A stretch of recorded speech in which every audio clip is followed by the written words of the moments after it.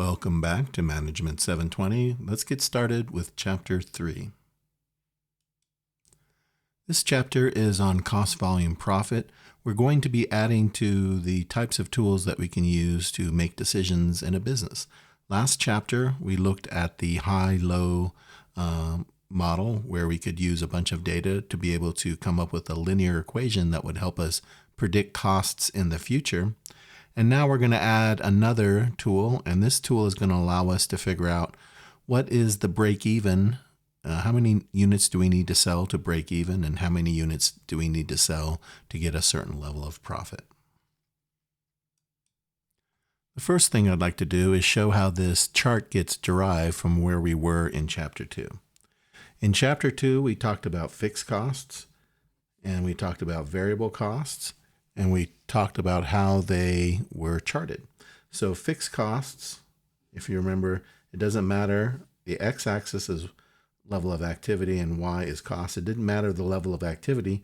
Fixed costs stayed the same, as in rent. Variable cost changed with the level of activity. In other words, they're the materials necessary to actually make whatever you're producing. So if you make more finished goods, you need more materials. And so that would start off, if you made 0 items, you didn't have to have any variable costs, but as you made every additional unit, variable costs would go up in a linear fashion. And when we said most costs are actually a combination of those two. They're mixed costs, and that there's a lot of times there's a portion that's a fixed cost and a portion that's a variable cost. For example, it used to be that like cell phone bills where there was a base amount that if you didn't use your cell phone at all, you'd still have to pay a minimum amount each month. And then depending upon data usage, you would be charged a certain amount per gigabyte of data. And so that's an example of a mixed cost. And the mixed cost we charted out last chapter was to put the fixed cost as a baseline. So this amount would be fixed costs. And then the variable cost would rise up after that. And so the combination of the two is your total cost. And total cost is made up of the variable cost and the fixed costs. Now, what is this particular chapter adding? So this chart that we have here on the right on the screen is adding a revenue line. So if I were to take, let me draw this a little bit bigger. If I were to take, here we've got our exact same thing that we just had, and I add a revenue line. Well, if you sell no items, you make no profit. So the revenue line starts at the origin, and then hopefully it's got a steeper slope than your cost line.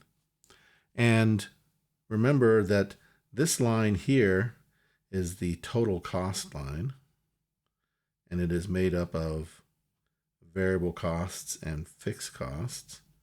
And if this is the revenue line or the sales line, then the point at which your revenue exactly matches your cost is called the break even.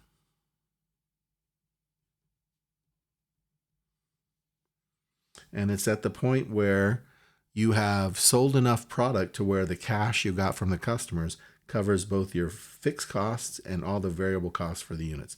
Now, anything that you sell above this, well, you still have the costs, but the difference between the revenue and the cost, this is going to be profit.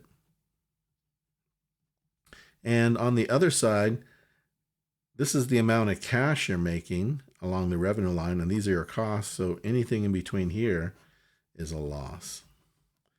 Now, this chart looks somewhat similar to the chart that we have on the right, but it's slightly different, and it's just different in cosmetic appearances, and I'll show you what they've done versus what we built from the last chapter. What they have done is they've taken the same thing. They've got a revenue line, which we'll put in here in just a second, but instead of putting the fixed cost as a base layer and then the variable cost going up from there, what they've done is they've said, okay, here's the total variable costs, and that the fixed costs is a set amount above, as if it was a layer, a set amount above the variable cost. So this is the fixed cost. This is the variable cost. So you can see, in effect, it's the same graph. It's just I've stacked them fixed costs, then variable costs, and they've done it the reverse. So the revenue line is going to go like this. And again, it's the second line here, the combination of fixed cost and variable cost that represents total cost. This is the revenue line. And where the revenue line crosses the fixed cost line, the total cost line is going to be break even. So the same thing as we had before. Now, what am I going to use in the exams and whatnot? This is the one that I typically use. So you can see it's built sort of like my original one here. But just so that you know, when you're looking at the chapter and when you're doing the homework problems, which talk a little bit about this, it's the same chart, just stacking the variable costs and the fixed costs slightly differently. Now, because the cost volume profit is a model, all models have assumptions and have limitations. So let's talk a little bit about the assumptions here for the cost volume profit. We're going to assume all costs are fixed costs or variable costs because those are the costs that we have on our chart. Cost and revenue functions are linear. Remember, we discussed relevant range. That's true at the very end of these lines, perhaps they are curved or they do something different. But within the normal business operating range, we're going to consider them to be linear within the relevant range. The analysis is going to be for a single product or a sales mix of 2 or 3 products to where we can come up with still a single number for them. So it's either a constant sales mix meaning if I sell one, every time I sell one of this, I sell 2 of those. And it doesn't matter whatever the level of activity, I always sell one, sort of that 2-for-1 version. And if we have a constant sales mix, we can kind of consider it a single basket of products. And then we're going to look at the cost drivers. One is going to be, we're going to solve for what is break even, what is a target profit for how many units we need to sell. And additionally, we're going to look at these equations from what is the sales dollar volume to achieve break even. Now we're going to look at our profit formula and notice that total sales minus variable costs equals contribution margin. This is part of our model, the word contribution margin. We're going to explain that here in the next learning objective. Minus fixed costs is profit. So the top and the bottom, sales minus this minus that equals profit. Well, we understand that. Previously, back in GAAP, we used other words, and we'll look at a comparison here in a second. But the word that we're going to be using constantly throughout this chapter is going to be contribution margin. So we've introduced this idea of contribution margin and we haven't explained it yet. So let's take our first steps towards explaining. Here's a comparison between they call it a functional income statement, but really this is just a normal financial accounting GAAP income statement. In other words, it's sales minus cost of goods sold equals gross margin minus other expenses equal profit. That's how we do it in financial accounting, but that's not how we're going to do it here. Here we're going to say, and I'll just point out, if you notice, the sales and the profit on both tables is the same. Just everything in the middle are different types of costs that are split up in different ways. The functional income statement or GAAP income statement separates them versus having product costs, all the costs necessary to make stuff up top, and all the period costs or all the administrative costs afterwards. Now, how the contribution income statement on the bottom separates out these costs is it's not focused on whether it's manufacturing cost or administrative cost. It's focused on the cost, dividing them up by whether they're variable or fixed costs. So you see here in the contribution income statement, the variable costs are both manufacturing variable costs and administrative variable costs. And on the bottom, it's fixed costs for both manufacturing and administrative.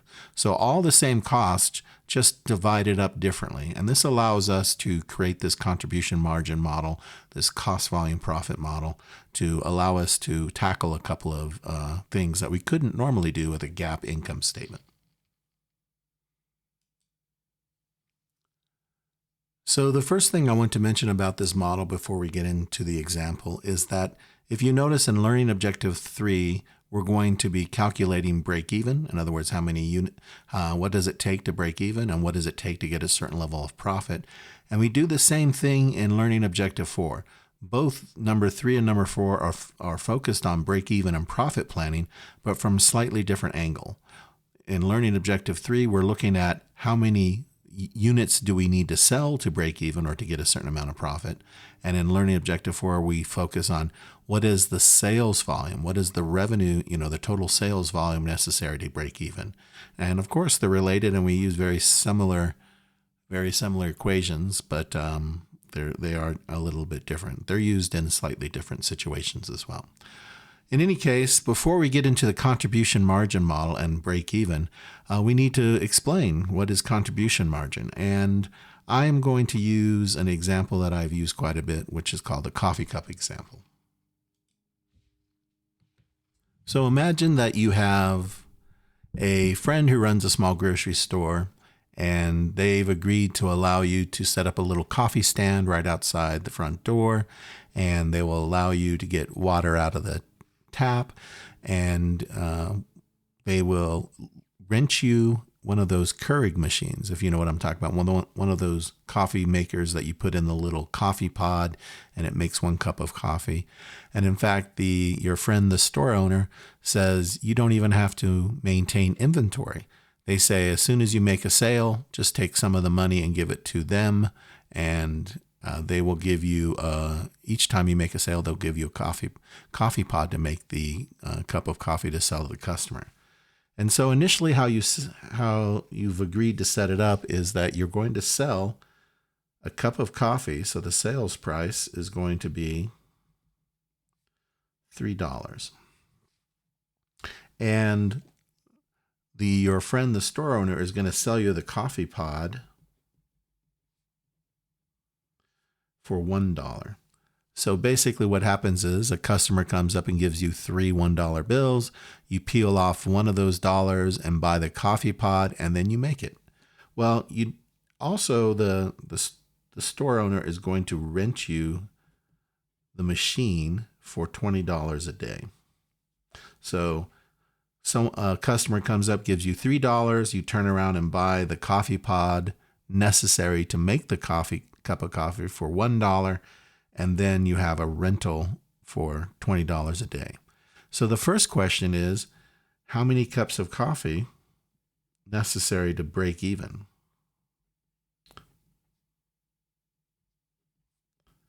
And think about that for a second and see if you can just intuitively come to an idea. Hopefully you said something like 10 cups of coffee. Because think about that. $3 minus 1, you have to spend 1 to actually make the product, and then you're left over with $2. And so if every cup of coffee you spend $1, you spend one of the $3 to make the cup of coffee, and then you have $2 left over, well, you end up having to make 10 cups of coffee, or 10 times $2, to be able to pay the rental. So here it's 10. Well, that is everything that I've just said here is the basis of figuring out the contribution margin model. And you can do it in your head with simple numbers. So let's see if we can extrapolate some rules. Well, first of all, this is the selling price, but what is the coffee pod? Remember, we want to put things in terms of variable costs and fixed costs. Well, this is our variable cost. Remember, a variable cost is a cost that increases in proportion to the amount of units sold. In other words, if you sell 0 cups of coffee, you have to buy 0 coffee pods. If you sell 10 cups of coffee, you've got to buy 10 coffee pods. So what would that make the rental? Well, hopefully you're realizing now that this is going to be the fixed cost. Now we just need one more term here to make this work.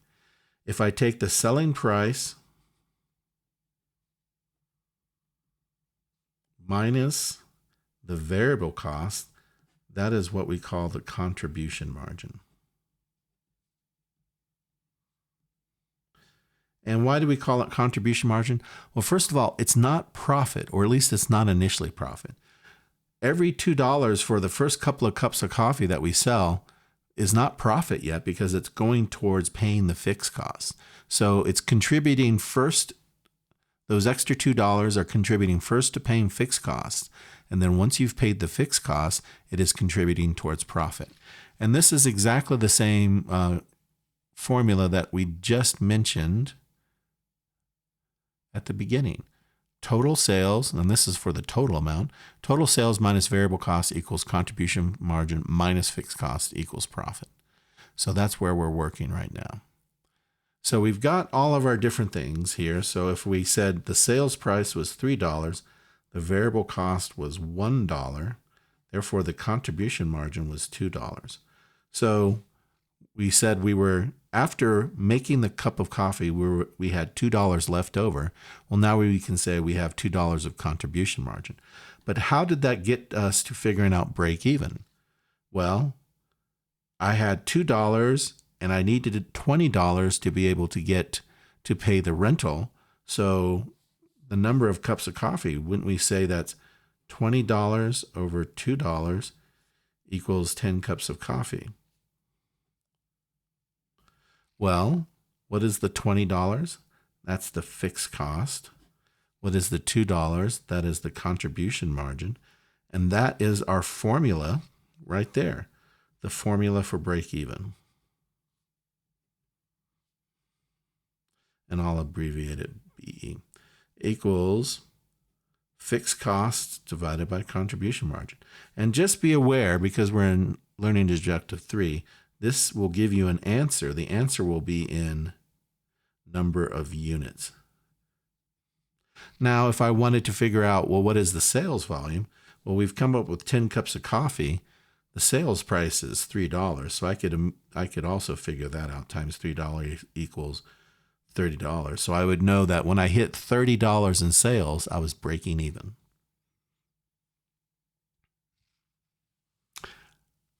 Now, the second thing we want to look at, which is related. So if this is break even, we also want to know, well, maybe I have a certain level of profit that I want to achieve. And I want to say, well, how many cups of coffee do I need to sell to achieve that level of profit?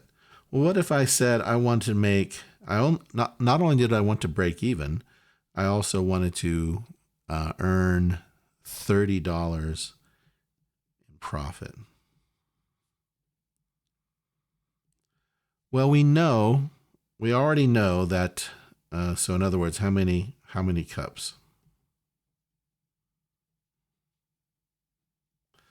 We already know that the first 10 cups are going to get us to break even, right?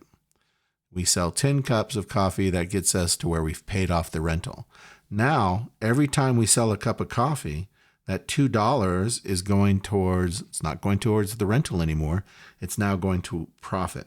So if I said, I need $30 and I'm getting $2 of contribution margin for every cup of coffee I sell, above and beyond break even, that would be 30 over $2 or 15 additional cups.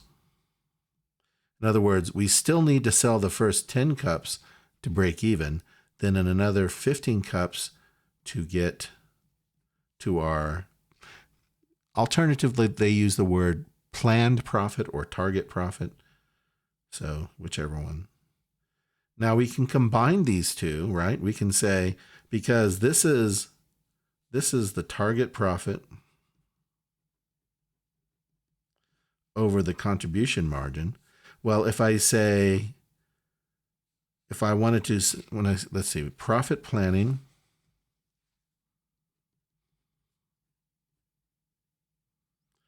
I have planned for $30 of profit. Well, I first need to cover my fixed costs. Then I need to cover my profit. Then I need to achieve my target profit. And we're going at these at the rate of $2 of contribution margin. We're covering the fixed costs first, and then we're achieving the target profit at the rate of $2 per coffee cup, at the rate of the contribution margin being generated by the sale. So even though these look like here's the first equation and here's the second one, they're very related, because isn't break even the same as saying zero target profit? In other words, we can use this one for both. And all we say is when it's break even, we set target profit to zero. When we have a certain number in mind for target profit, we add that in. There's one additional thing that we cover here, and that's also the difference between before tax and after tax profit. And while we won't delve too closely into this, we're going to revisit these formulas a little later. So just realize that whatever the profit was, for example, we had $30 in profit here, there's going to be a certain amount that is taken by taxes. Now, let's say the taxes are 20%. So 20% of $30 is $6. So you could multiply $30 times 20% and then subtract that from $30. So you would be left with 24. Or you could do it the other way around, which is how we normally do it in accounting, is what are you left with after you've taken out the tax? Well, that's 1 minus the tax rate. Rather than subtracting out 20%, we just multiply by 80% and say that's what's left over after the tax has gone out. So after tax is before tax times 1 minus the tax rate. So that would be after tax is equal to $30 times 80%. So 80% times 30 would be 24, and that would be the after-tax profit. In other words, we don't actually calculate the number of tax. We just say, what does the number look like after tax has been taken out? So here in Learning Objective 4, we're going to cover some of the same ground. We're going to look at break-even and profit planning. But rather than do it from a unit point of view, how many units do we need to sell? We're going to look at the equation slightly differently and say, what is the level of sales necessary to achieve break even? And what are the sales necessary to achieve a certain target profit?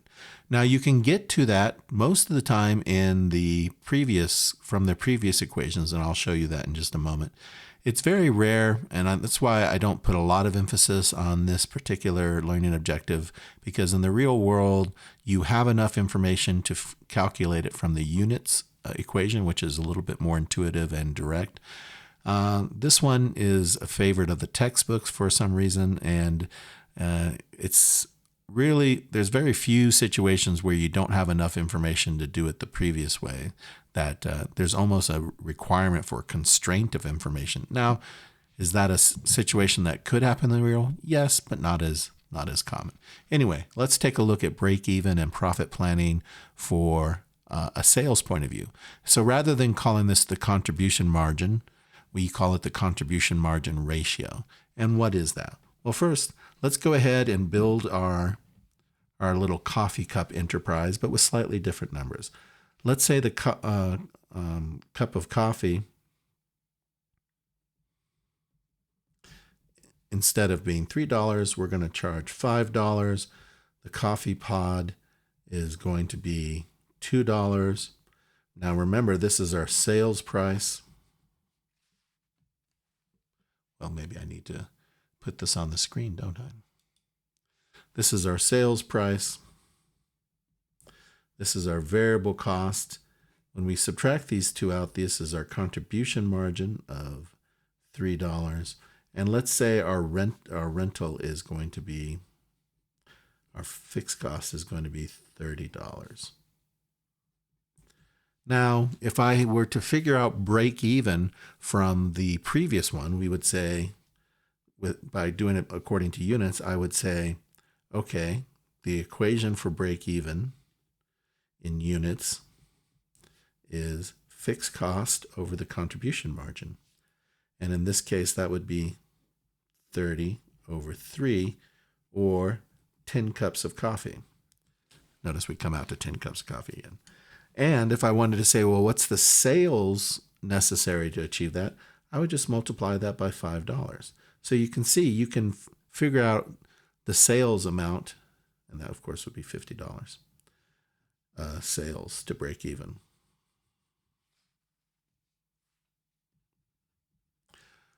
Now you notice with the amount of information we have, we can figure it out through the units and then just apply the dollar amount for the sales price to get to the total sales.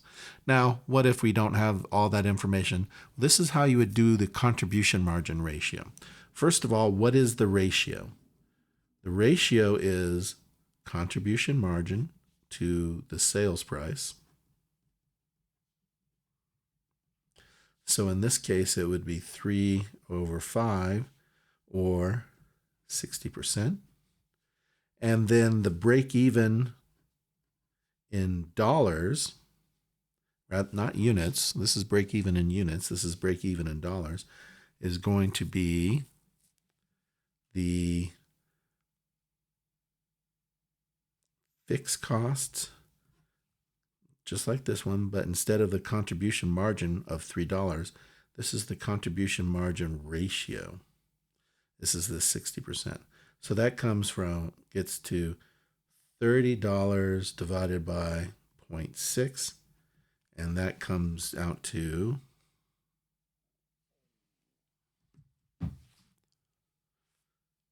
$30 divided by 0.6 equals $50.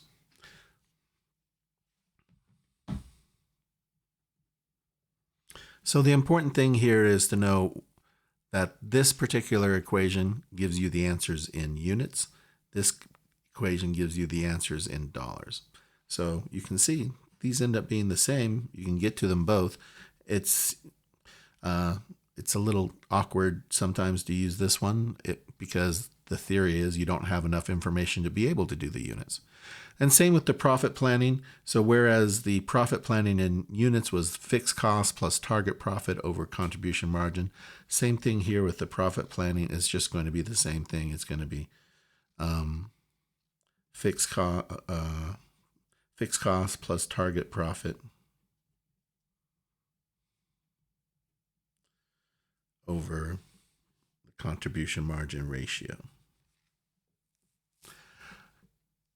The other thing that we have in this particular learning objective is how to come up with a sales mix. So remember, one of the constraints for this particular model is that we're only talking about a single product, or if it's multiple products, that it has a constant sales mix. Now you can see this is the example from the book, and right here along the contribution margin,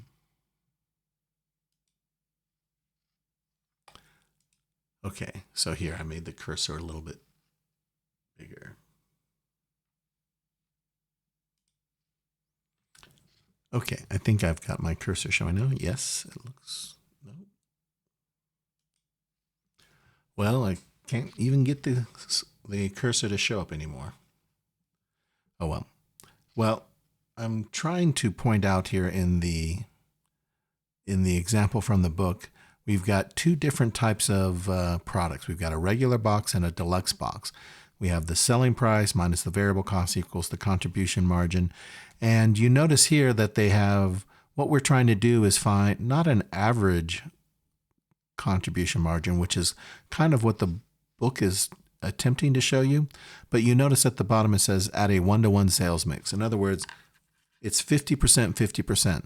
So adding the 1 plus the 9 dividing by 2 equals 5 works, but that only works in a 50-50 sales mix. What you really should be doing is you should be multiplying the contribution margin, so for the regular item, and the contribution margin for the deluxe item. You should be multiplying that by its weighted sales mix. So if the sales mix is 50%, 50%, you would multiply 1 times 50%, which would be 50 cents, and 50% of 9 is 450. Then you would add those two, and that's how you get to $5. So if it was something different, if it was, I don't know, what if it was, 60-40, 60%, 40%, then this would be 60 cents, and this would be 360. And so that the actual sales mix contribution margin would be 420. So remember, don't just do it according to the example in the book. Remember that you have to multiply it by its amount of its sales mix to get the number. And I'll remind you, we'll work through one of the homework problems so that we can see that.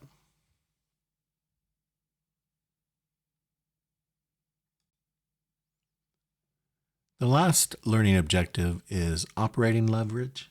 And this is a ratio that I feel is a little problematic. They teach it, but I don't think it really says what they think it says.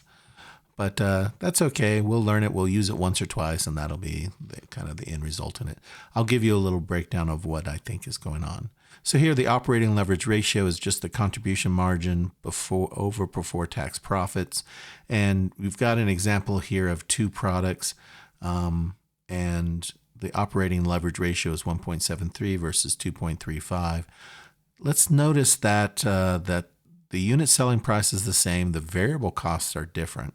And so the variable costs are higher on the razor, and the fixed costs are higher on the NV.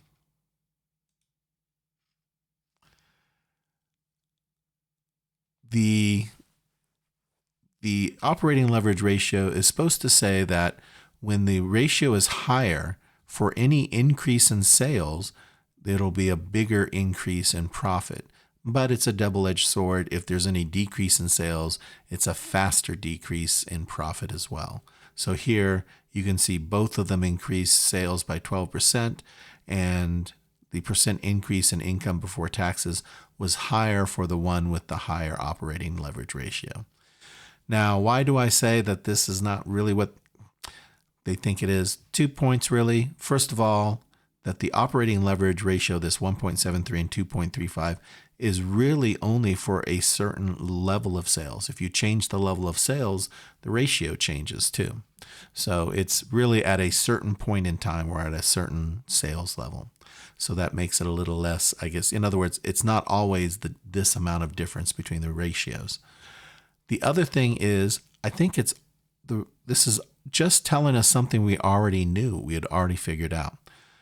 Remember, we were talking about how in the last video, that certain stores want to shift costs from variable costs to fixed costs, because the lower the variable cost and the higher the fixed cost, as long as you can achieve economies of scale, you can spread out those higher fixed costs over many more units or many more transactions and reduce the overall price. Or the price per unit. So that's why grocery stores stopped using multiple checkout people and purchased checkout machines, because as long as they achieved a higher level of volume, that spreading out those fixed costs was going to be worth it. And in addition to the reduced variable costs. So right here, what we see is Razor has a higher variable cost, and Envy has a lower variable cost but a higher fixed cost. So naturally, as we increase sales, all that's saying is, because of the economies of scale, we're actually spreading out the fixed cost over more units. Therefore, you would be achieving faster profitability. It's not just more profit; it's the profitability slope is a little bit higher. So I think this is telling us something we already knew. They're just packaging it up as something special. Now let's take a look at some homework items.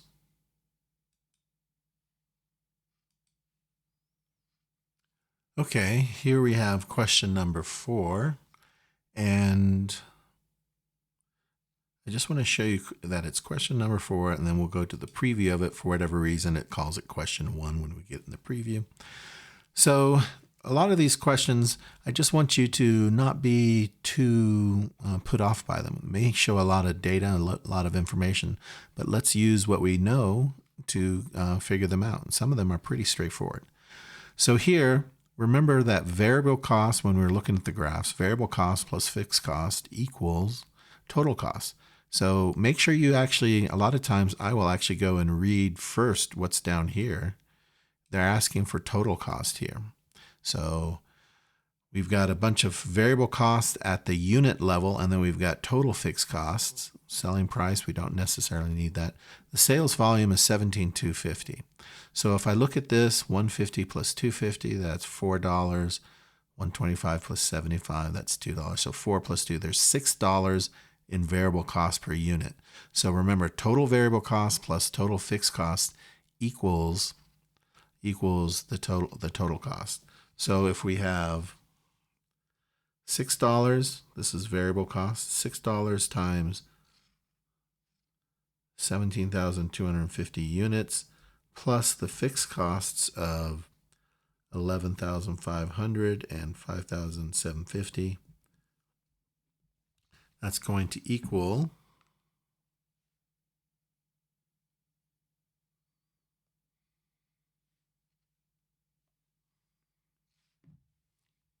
six times 17,250 plus 11,500 plus 5,750 equals 120. And if we fill in the correct response, now, of course, you don't have this button on yours. I have it on mine, but this is just for us to check. Okay, so that's the right issue. Just remember, these are given in units, these are given in totals, and you can figure from there. The next one we want to look at is number 7. So question number 7. The income statement is as follows. Sales minus variable cost equals contribution margin less fixed cost equals net income, 5,000 units or so. What is the unit contribution margin? Here again, lots of numbers, but fairly straightforward. If the total contribution margin is this 40,800 and there's 5,000 units sold, well, each individual unit would be 40,000 divided by 800. So that would be something like, it's going to be the 816 probably.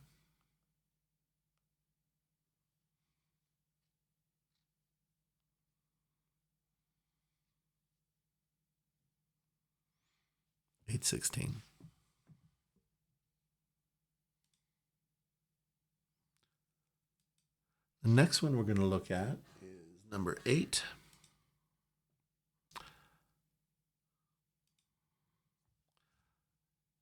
So whereas the other one focused on what is the contribution margin, this is looking at what's the contribution margin ratio. Remember, contribution margin ratio is just going to be the contribution margin, 48,600, and your numbers should be different, divided by, it is the contribution margin over the total sales.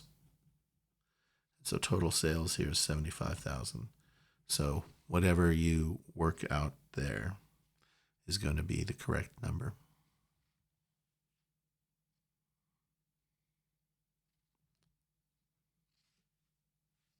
Let me just double check here. So 65%, that looks like it would be about 65%.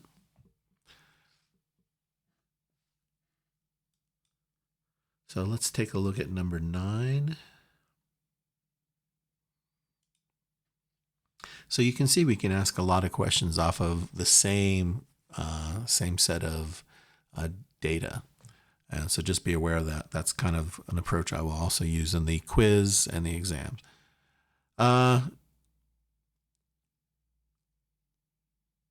Sales, less variable cost, contribution margin. This one requires a little extra thinking through. Now, remember, what is the purpose of contribution margin? It is to first pay for fixed costs and then next to contribute to profit.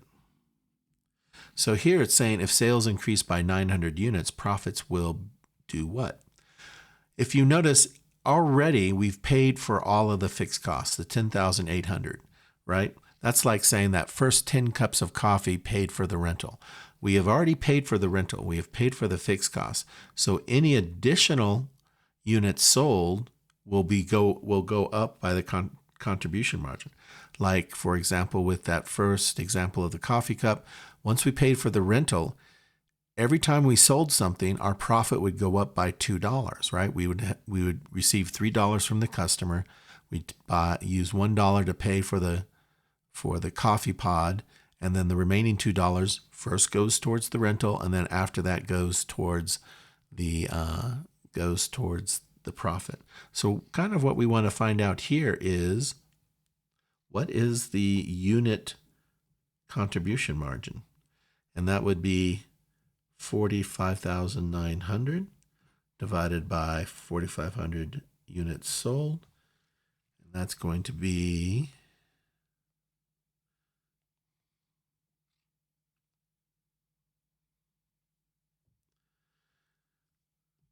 contribution margin for each unit is $10.20.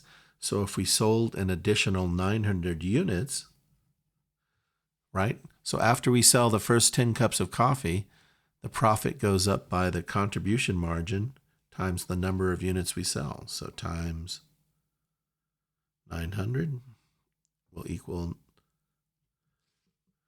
9180.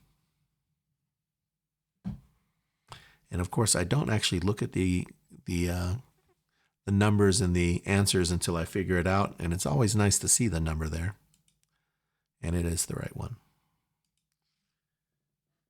The next one we'll look at here is question number 11. Oops, I don't think I did it. Question number 11. Okay, this one, I'm actually going to preview question. I'm going to fill in the responses, and I'm just going to show you how they were gotten. So this is basically knowing what to put where. So you can see up here that we've got the 3 items of cost per unit. So 10 plus 2 plus 5 equals 17. And then the selling and administrative. So all of these are variable costs. We just kind of divide them up between the manufacturing and the administrative. But the total variable costs are $22. So if we sold 8,200 of these things, we're going to say 8,200 times $30 per unit is going to be this 246,000. That's the total sales. And then what we'll do is 8,200 times 10 equals 82,000. 8,200 times 2 is the 16,400, and so on and so forth. And so that the total variable cost will be that. We'll subtract it out and get the contribution margin. And then you can see these are already totals. We have the 30,000, 12,000 equals 42,000.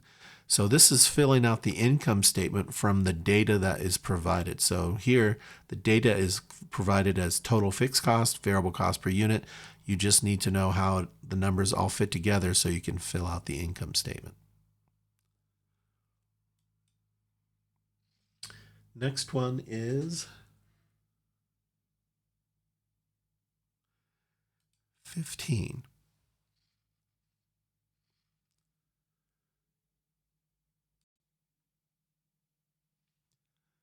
So 15 is a fairly straightforward one. Let's see.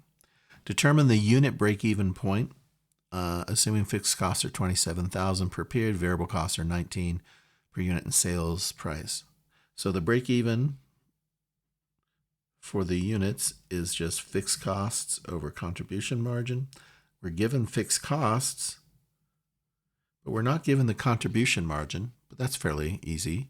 Contribution margin is the sales price minus the variable costs. So it'll be 27,000 over 6, and whatever that turns out to be.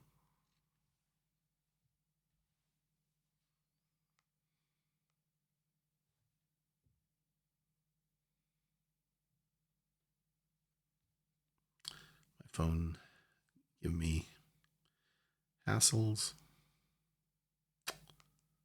Come on.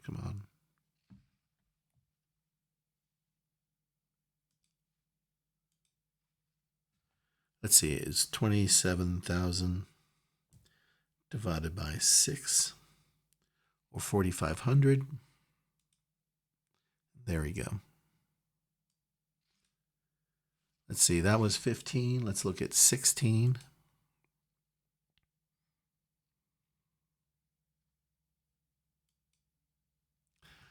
Following information, the break-even point. And so the reason why I have 15 and 16 together is that it's essentially the same question. It's just that the information is presented slightly differently. So here we're given selling price and variable cost and the total fixed cost, and it's asking for break-even point in units. Now just remember, you always want to double check so that you know which formula you should need. If it said break even in sales dollars, you would have to use the contribution margin ratio. But this one's the break even in units, so it's just the same as we have here. It's 60,500 over 50 minus 10, which equals 40, and you can probably figure out from there. Next one is 18.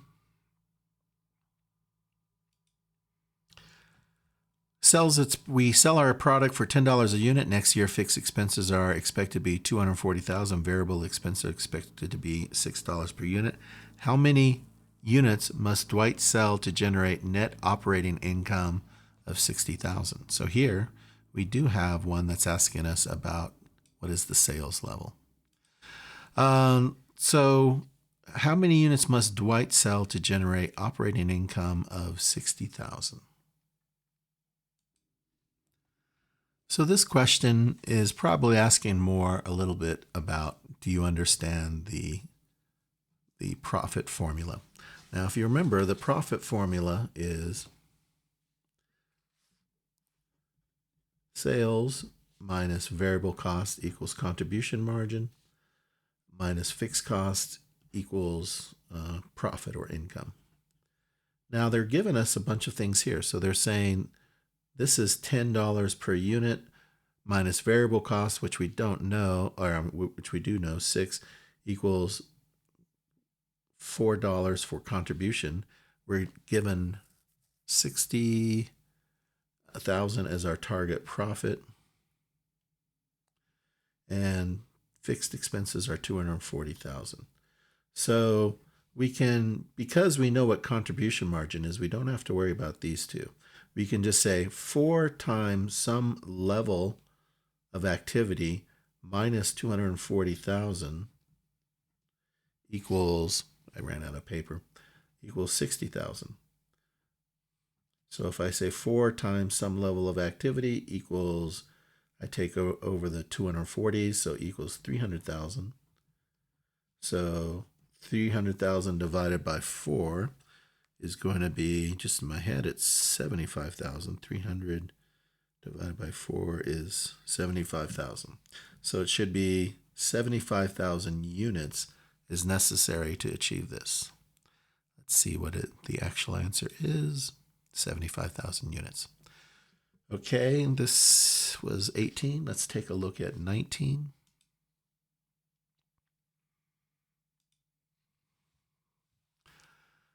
Last year, Angela reported profit of $77,000 when sales total was $572,000 and contribution margin ratio was 35.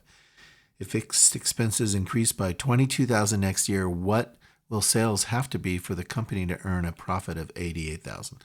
Okay, this is a little bit more involved, but it still deals with just a couple of formulas we already have used. So this is one of the formulas that is asking us, what will sales have to be? Not how much will the units have to be? And not only this, it'll say, this is how much will sales have to be to earn a profit. So let's remind ourselves of that formula, right? The planned profit in terms of sales dollars is fixed costs plus whatever your target profit is over the contribution margin ratio. Now here they give us the contribution margin ratio, right? They gave us, this is 35%. They give us what our target profit is. They want it to be 88,000. What we don't know is this. They say increase by 20, so plus 22,000 on what it is now. The thing is we don't know what it is now. That's the trick of this question, is we have to figure out what it is now, add 22,000, and then we can complete the equation. So how do we figure that out? Well, let's go back to our normal profit formula, or our contribution margin income statement. Sales of 572,000 minus variable costs equals contribution margin. Well, we don't necessarily need to know the numbers, because we know 572 times 35% is going to be the contribution margin. That is what the contribution margin ratio is. So if we do that, we do 572, is it 572 even? 000, times 0.35. That's going to come out to 200,200. Right? Now, to complete the equation, minus fixed costs, and this is our unknown. This is what we want to figure out, equals, and what was the profit last year?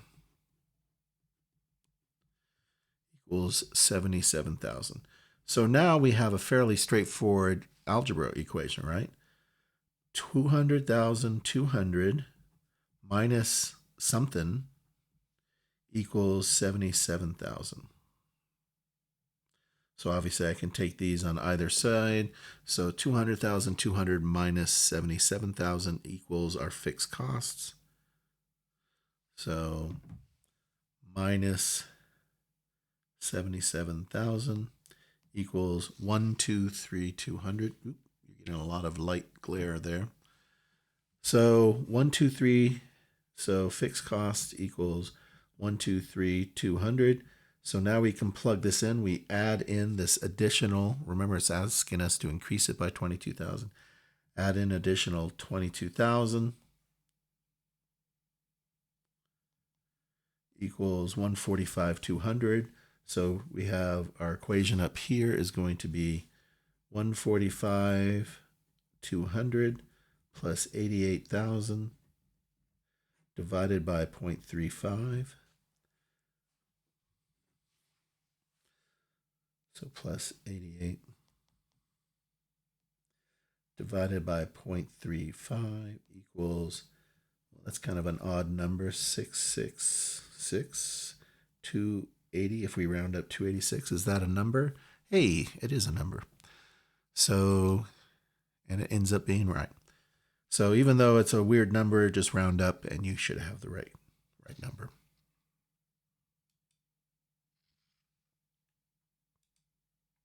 Okay, so our next one, so that's 19. Let's take a look at 21.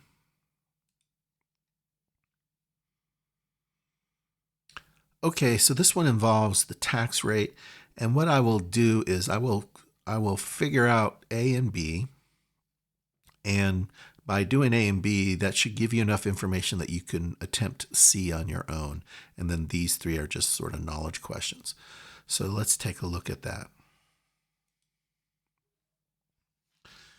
Okay, so sports utility manufactures sports nets, sells nets for $50 on average per unit. Last year, the company manufactured and sold 45,000 nets to obtain an after-tax profit of 412,500. Variable costs and fixed costs follow.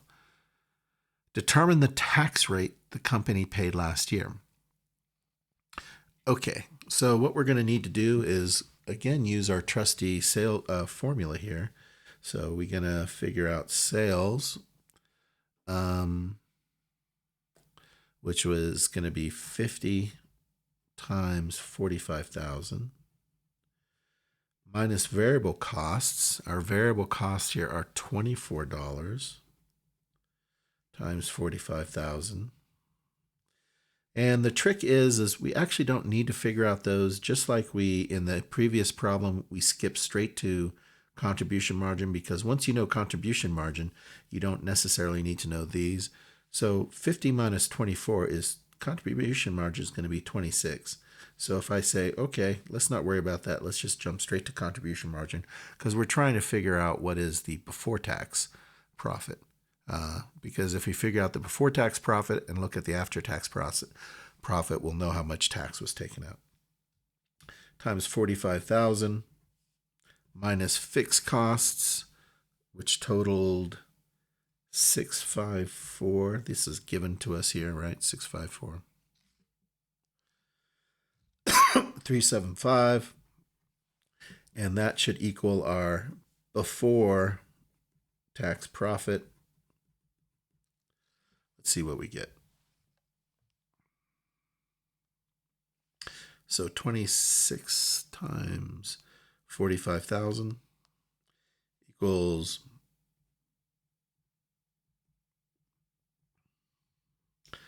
1.17 million minus, why they always choose, in these textbooks, they always choose these long, complicated numbers to where you're guaranteed to fat finger it on your calculator.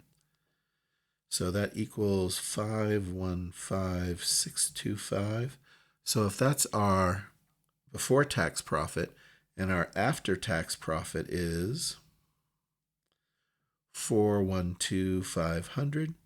You remember our formula for converting before and after tax profit?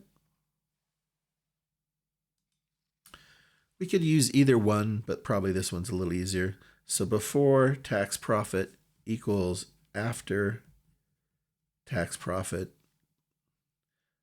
1 minus the tax rate. Now, normally you're solving for before, but here we're actually solving for this. So if we flip those just through normal algebra, 1 minus the tax rate equals the after divided by the before. And the after divided by the 412,500 divided by 515, let's see what that comes out. 412,500 divided by 515,625. Well, even though these are very odd numbers, it comes out to a very nice even number. So this is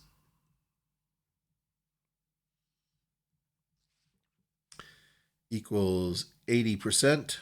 or 0.8. So that's the 1 minus the tax rate. Therefore, the tax rate is 20%, because 1 minus 20% is 80%. So the tax rate equals 20%. So the first number here would be 20%. Now, the next part of the question, what unit sales volume is required to provide an after-tax profit of 600,000? What unit sales volume is required to provide an after-tax profit of 600,000? Well, we're going to basically reverse some of the things that we've just calculated here. So we're going to just basically reverse what we've done, but using the new number. So if you noticed, our after-tax profit was 412. They're basically saying, now that we know what the tax rate is, just plug in after-tax profit of 600,000 and then work your way back up the calculation to see what is the number of units that we need to sell. So we're going to use this first. So if the after-tax amount is 600,000 divided by 1 minus the tax rate is 20%, so 1 minus the tax rate is this 80%. And that's going to equal the before. So 600,000 divided by 0.8 is 750,000. So the after tax is 600,000. The before tax is 750,000. And notice here, we have a contribution margin of 1.17 million. we subtract out the fixed cost to get to the before tax profit.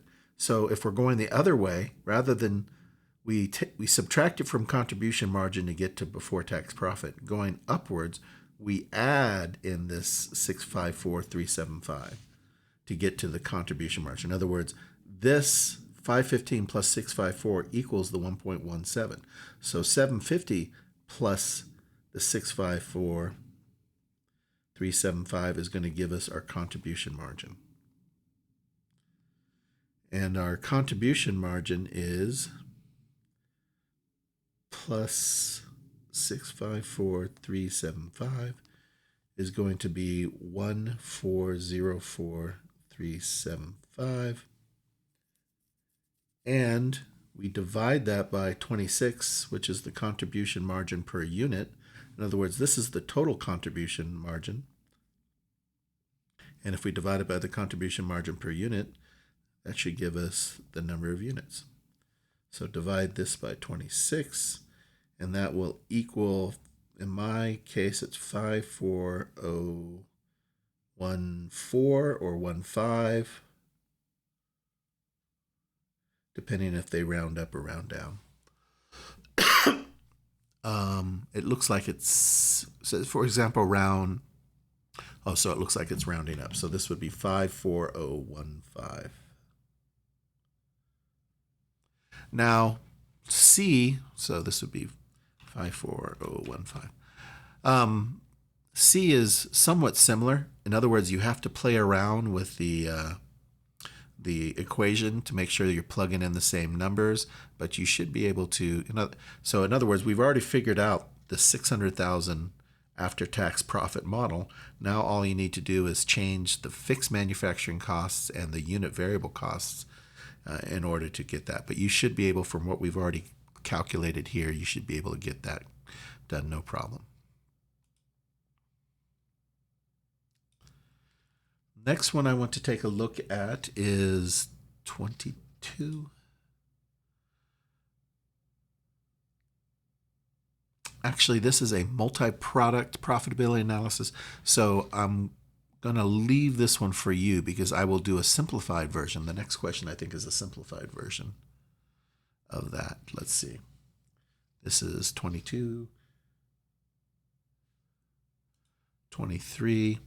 Yes, so here we have a multi-product, so we have to have sales mix. So I want to do the simplified version and let you try and tackle the little bit more complicated version. So we have two products. We have World Cup soccer ball and a regular style ball. Now remember I said that we have to do it according to the sales mix. So first thing is to be able to get the sales mix down correctly. So for every one of this, we sell 4 of that.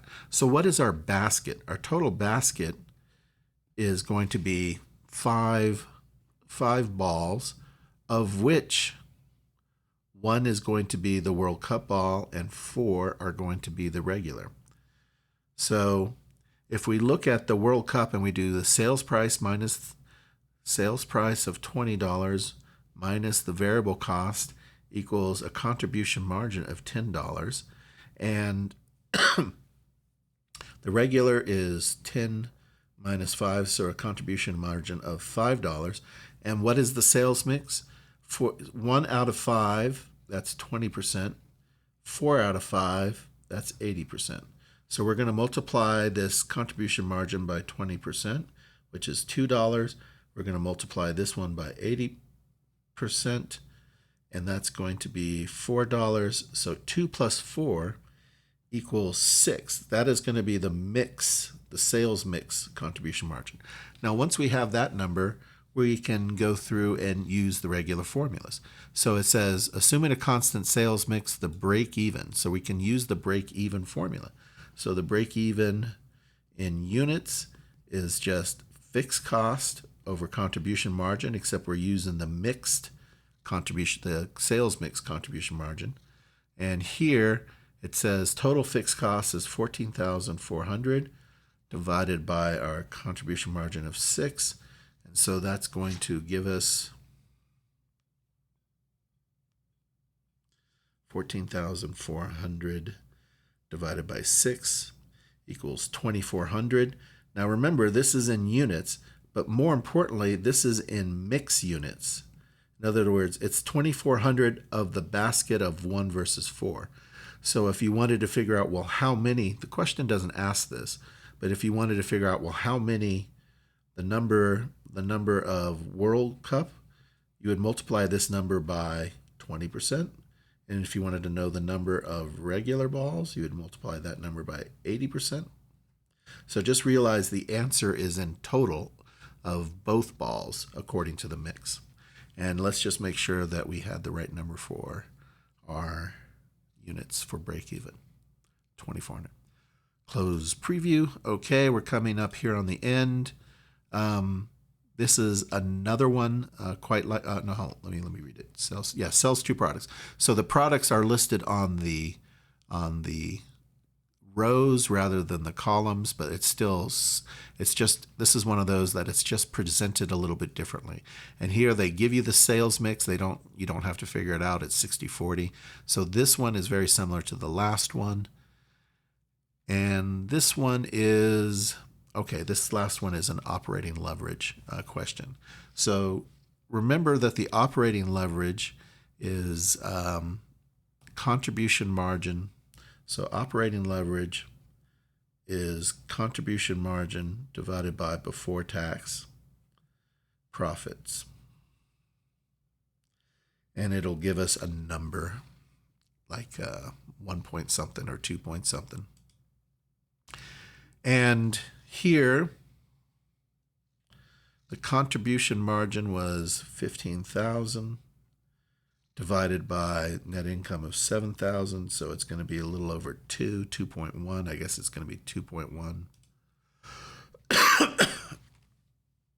Let's just double check.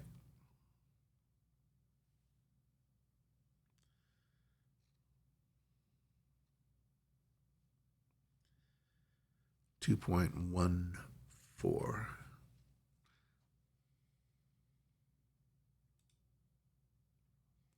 So here, I guess they want us to round down. Anyway, it's funny that they don't do it, because in the textbook they do it to 2 decimal places, but here it does it to 1. Anyway, so this is not that difficult to do. You just have to remember the formula.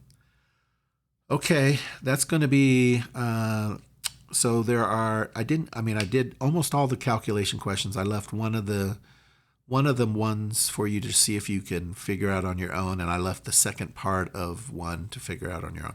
But I've gone through almost all. I think I've gone through all the calculation questions. The other questions that I didn't touch are more knowledge-based questions. Okay, thank you. That is the end of chapter 3. And if you have any questions, please let me know.